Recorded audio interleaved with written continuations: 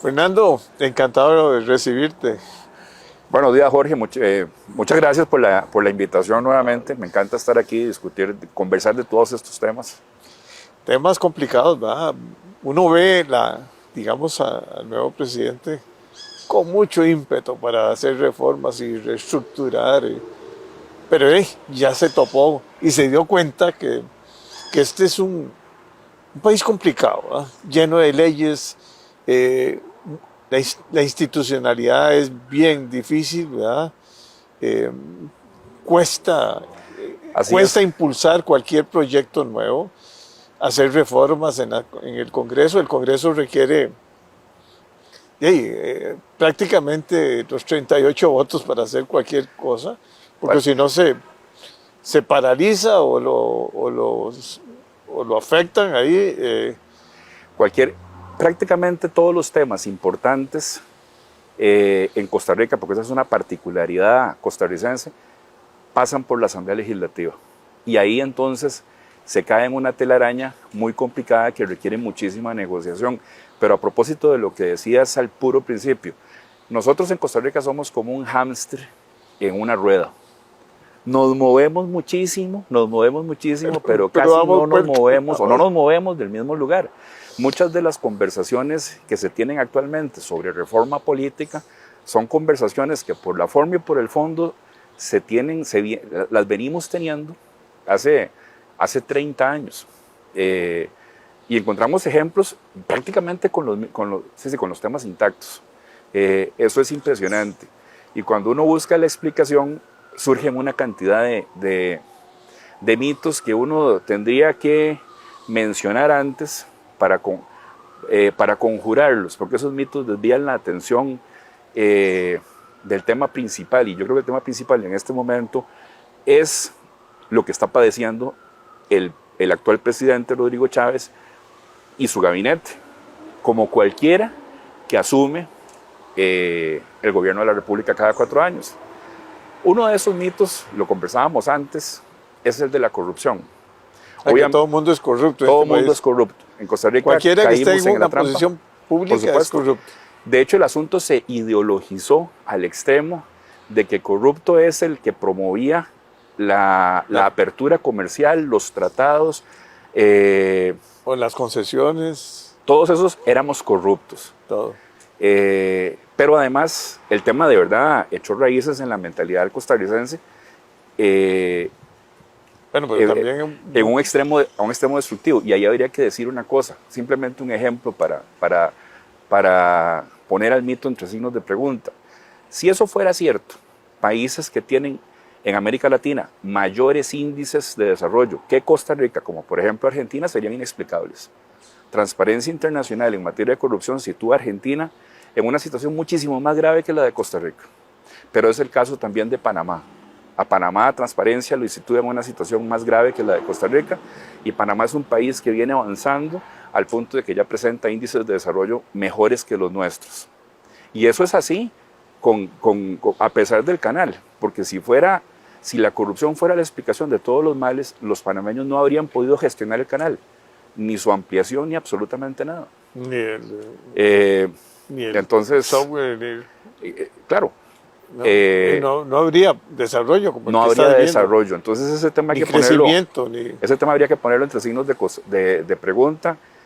El otro que hay que poner entre signos de pregunta es que nuestros problemas políticos se deben a la falta de voluntad.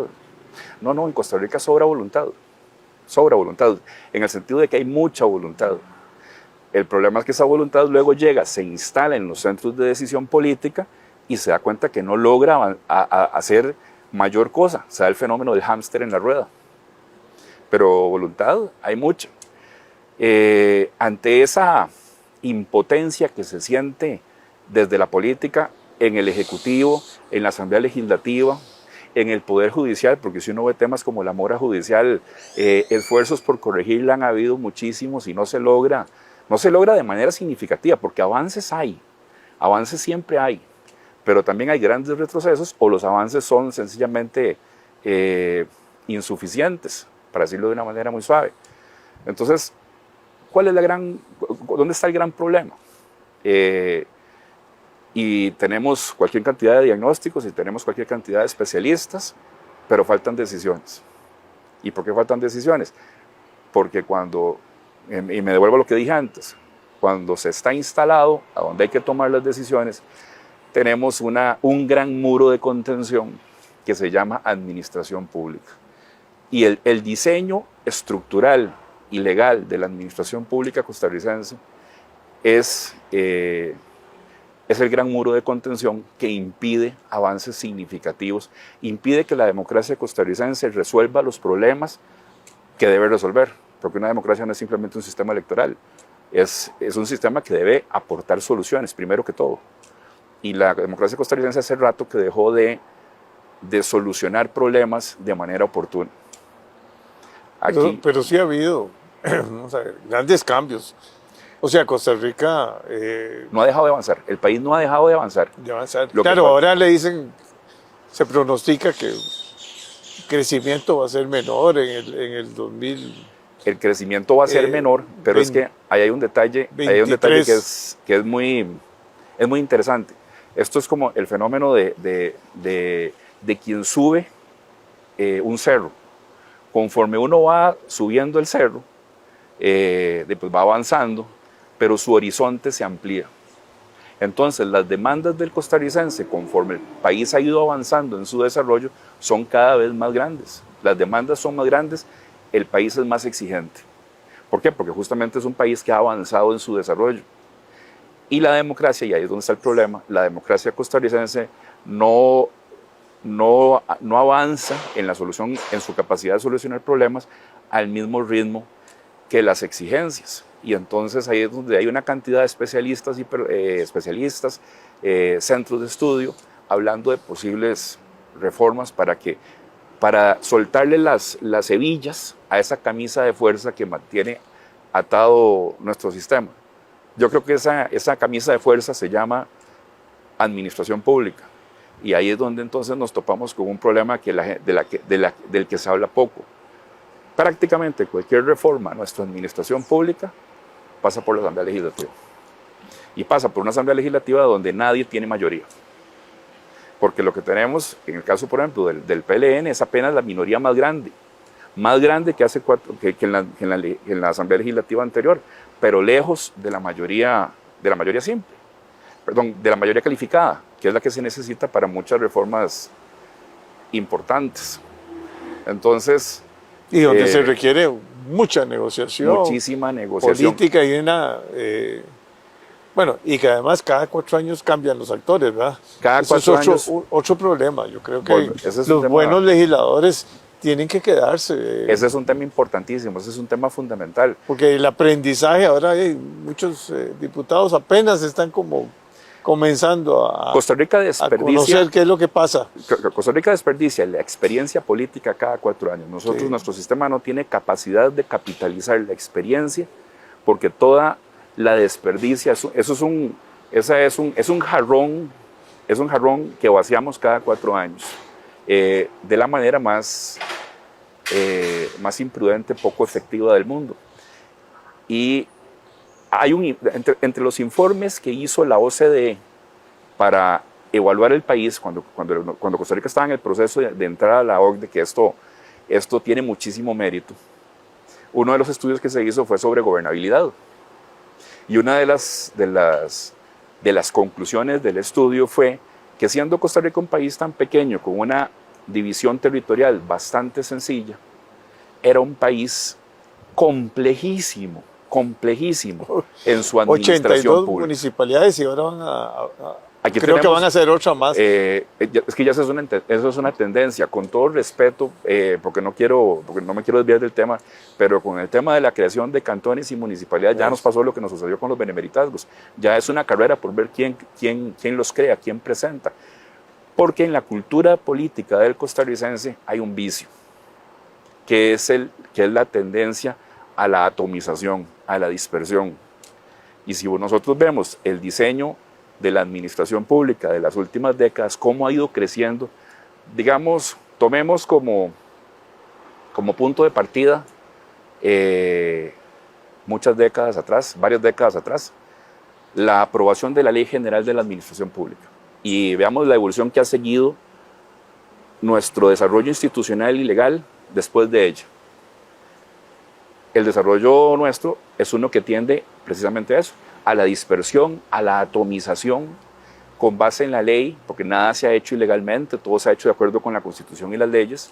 Hemos abusado de la desconcentración, hemos creado consejos y juntas directivas que diluyen el papel del Poder Ejecutivo.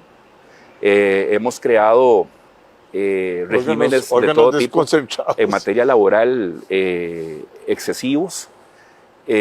La tendencia es a dispersar competencias, a confundir jerarquías, a diluir el poder ejecutivo. Pero lo mismo sucede en otros espacios del Estado costarricense. Nuestro poder ejecutivo es cada vez menos poder y cada vez menos ejecutivo. En una de las conversaciones que tuviste aquí con Alfredo Bolio, hablaban de que prácticamente la función de un ministro era firmar. Bueno, eso tiene esa caricatura con la que dibujan la realidad, refleja eso, refleja la realidad del Poder Ejecutivo costarricense. Prácticamente su función se anuló. Yo recuerdo hace 20 años en la universidad allá en España, que éramos 25 estudiantes en el grupo y 21 éramos de América Latina, mis compañeros latinoamericanos hablaban de la necesidad de controlar a los presidentes de la República, controlar al Poder Ejecutivo, porque hablaban de sus países y algunos usaban una frase, las presidencias imperiales. Y yo pensaba en Costa Rica hace 20 años, ahora eso se ha agravado todavía más. Yo pensaba, ¿de qué están hablando? Porque en Costa Rica el problema que tenemos es uno completamente diferente. En Costa Rica es uno donde el presidente tiene cada vez menos poderes y los ministros también. Y uno puede, por decirlo de alguna forma, hay una trazabilidad que se refleja en la aprobación de leyes, más de leyes que de reformas constitucionales. Nuestro problema principal no está en la Constitución, donde el sistema ha ido enredándose, volviéndose una administración pública frondosa y poco eficiente, y aún así se da la paradoja de que Costa Rica, nuestro sistema, que tiene también muchos méritos, no necesita motosierra y tala, lo que necesita es bisturí y cirugía, es un trabajo muy fino, y aquí es donde llegamos entonces a la situación del actual presidente de la República, que el actual presidente de la República convenció al costarricense, ganó legítimamente las elecciones con un discurso donde él era el gran líder que venía a salvarnos de nosotros mismos. Y de la corrupción. De la corrupción, de la falta de voluntad. Y así entró. Y ya se está dando cuenta a punta de golpes que se está dando contra ese muro de contención que mencionaba antes, y contra la institucionalidad. ¿Qué es lo que está descubriendo? Que en Costa Rica el ordeno y mando no funciona, que nuestro problema no es simplemente de voluntad, tampoco es la corrupción. Y puede ser que todavía no tenga claro cuál es, tardará en entenderlo si no logra comunicarse mejor con los otros poderes de la República y con los sectores políticos en el sentido y los equilibrios más que hay, amplio. o sea, es que porque hay equilibrios, como decís, eso es importantísimo. Hay unos legales y hay otros que son de hecho. Pero todo está ahí y con todo eso hay que trabajar. Porque uno trabaja con lo que hay, no con lo que uno quisiera. Uno no negocia con los que quiere, uno negocia con los que están. Y si no, no hay otra. Y hace lo que la ley le permite. La ley le permite. No puede moverse de ahí. Y entonces ahí nos topamos con una situación. Hay gente que dice, no, el problema está... Es cierto, hay que negociar con la Asamblea Legislativa, pero el problema es esa dispersión partidaria, el fraccionamiento de la Asamblea, que se corrigió en relación con las anteriores, un poco. Bueno, sí, es cierto, eso es un problema, pero hay que ver cómo se aborda, porque yo he escuchado muchas veces, cómo se dice por parte de personas situadas en diferentes sectores del país y con diferentes experiencias, incluso expresidentes de la República, hablar de que lo que Costa Rica tiene que hacer es evolucionar hacia un sistema parlamentario como el que existe en Europa. Miren, eso es una de las mayores evasiones, claro, es muy elegante, déjeme decirlo así, muy europeo. Pero eso es una evasión. Si nosotros nos transformáramos en un modelo parlamentario, nuestros problemas políticos del presidencialismo se reproducirían en el problema parlamentario, porque el frío no está en las cobijas. En Europa en este momento, simplemente para mencionar unos ejemplos rápidos, Bélgica estuvo más de 500 días sin gobierno. En los últimos 10 años, este fenómeno se ha dado así. Bélgica estuvo más de 500 días sin gobierno, porque los partidos no se ponían de acuerdo. España estuvo más de 300 días en tiempos de Mariano Rajoy sin gobierno, porque los partidos no se ponían de acuerdo. Países Bajos estuvo más de 200 días sin gobierno, porque los partidos no se ponían de acuerdo. Italia ha tenido más de 70 gobiernos en unos 80 años. E incluso en Italia actualmente el debate, insípido, pero es un debate que está ahí, es de reformar el Estado o el modelo político italiano para transformarlo en uno presidencialista. Porque ellos le achacan muchos de sus problemas de gobernabilidad al sistema parlamentario. Como dijo una vez un español, un profesor mío de la universidad, el problema no está en el modelo político de los italianos, el problema está en los italianos. Es una cosa diferente. Y cuando reventó en tiempos de Rajoy la imposibilidad de formar gobierno, un periodista comentaba, nos estamos volviendo como Italia. El problema es que no tenemos italianos. Porque los italianos han sabido moverse con su cultura y su sistema. Bueno, estos ejemplos los pongo para desinflar esa evasión que consiste en pensar en la tentación parlamentaria. Inglaterra ahora es otro gran ejemplo del tema. Es otro gran ejemplo. Eso, duró 15 días duró, ¿verdad? Alguna vez escuché a alguien decir que no era por casualidad que los países más desarrollados del mundo, si tomábamos los 10 países más desarrollados del mundo, no era casualidad que fueran sistemas parlamentarios, que a eso había que ponerle atención. Eso es verdad, la mayoría de los países más ricos, más desarrollados, no es lo mismo ser rico que ser desarrollado, son regímenes parlamentarios. Bien, pero yo le decía a esta persona, mira, perdona, pero también entre los 10 más desarrollados, la mayoría son monarquías, entonces comencemos a buscar rey para Costa Rica, si el asunto es así de mágico. No, y veamos los asiáticos, donde... así es. El nuevo, digamos, primer ministro de China, con 1000 y pico, va para la tercera. Exactamente. O sea, 15 años va a estar en el poder. 15 años, ese es un tema interesantísimo, y a la par de China tenemos una situación distinta, la democracia más poblada del mundo, que es la India. Sí. También es un país que muestra un ritmo de desarrollo alto, constante, interesantísimo, pero en democracia. Entonces para mucha gente que se emociona con el tema ese del autoritarismo chino, bueno, ahí tenemos a la democracia india, que también sería un buen ejemplo en muchos aspectos. Entonces otra vez, como que el problema no está en el sistema político, el problema está en la cultura del país. Y aquí yo insistiría... Pero hay países que han hecho milagros económicos impresionantes, digamos como Singapur, ¿verdad? Donde hay un liderazgo muy fuerte, donde hay un líder que toma decisiones y que hace un cambio cultural. Eso es exactamente. Es que al final del tema, antes, durante también, y después, el tema está relacionado con dos aspectos: cultura y liderazgo.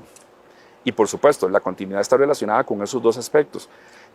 Singapur tiene una característica que comparte con Taiwán, con Corea del Sur y casi, aunque de ahí se dio de otra manera, con Japón. Pero dejemos a Japón afuera. Corea del Sur, Taiwán y Singapur comenzaron con regímenes muy autoritarios y conforme fueron avanzando, se democratizaron. Entonces, otra vez, uno vuelve. ¿Cuál es un buen ejemplo para Costa Rica? Considerando nuestra situación y dejando los mitos a un lado. Otro mito que no mencioné antes, el de la constituyente. Los problemas de Costa Rica Casi se deben todos a la los Constitución. constituyentes. No es cierto, los problemas de Costa Rica no se deben a la Constitución, no es verdad. La Constitución es un marco que da margen para muchas decisiones. Lo que pasa es que venimos tomando malas decisiones. Bajo esa sombrilla venimos tomando malas decisiones hace rato. Pero el problema otra vez, el frío no está en las cobijas. Si nos metemos en ese tema de la reforma constitucional, perdón, de la constituyente, vamos a perder un tiempo tremendo. Y si no, que lo digan los chilenos, que es un caso completamente diferente al de Costa Rica, pero solamente tienen en común que ellos de pronto apostaron por la constituyente con el resultado o con los resultados que estamos viendo.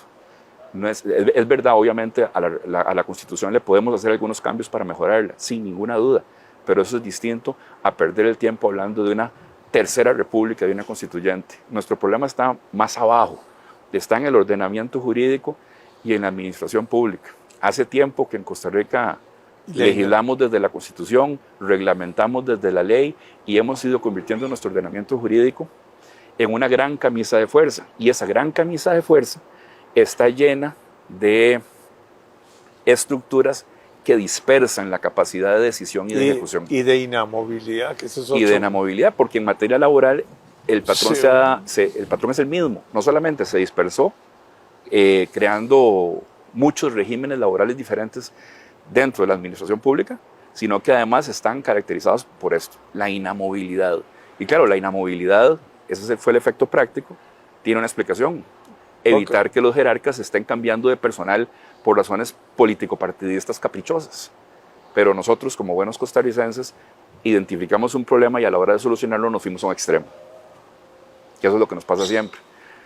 El problema es que el extremo lo dejamos anclado mediante una ley y por lo tanto después cuesta un mundo cambiarlo. Si tomamos como ejemplo cuáles son tal vez no los cambios más grandes, pero sí los cambios más polémicos de las últimas décadas, los más polémicos: apertura de seguros y telecomunicaciones,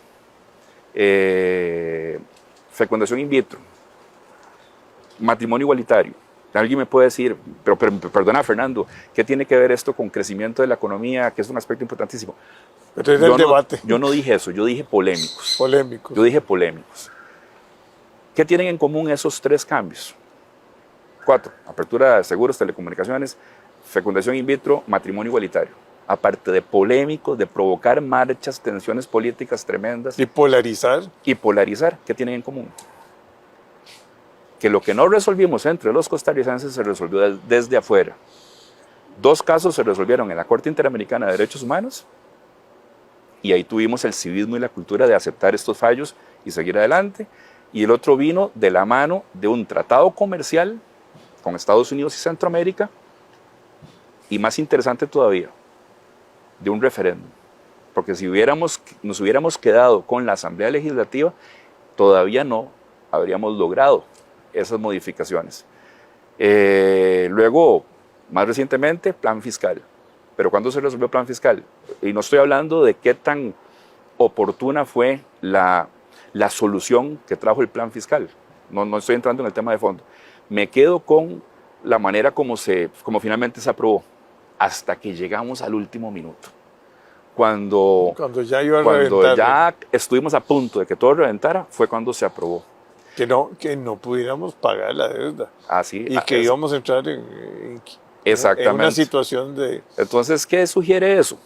Eso sugiere que desde que se creó la Sala Cuarta, que probablemente es el último cambio significativo que se hizo al Estado costarricense, de ahí para acá, como decía, los cambios más polémicos han venido de afuera.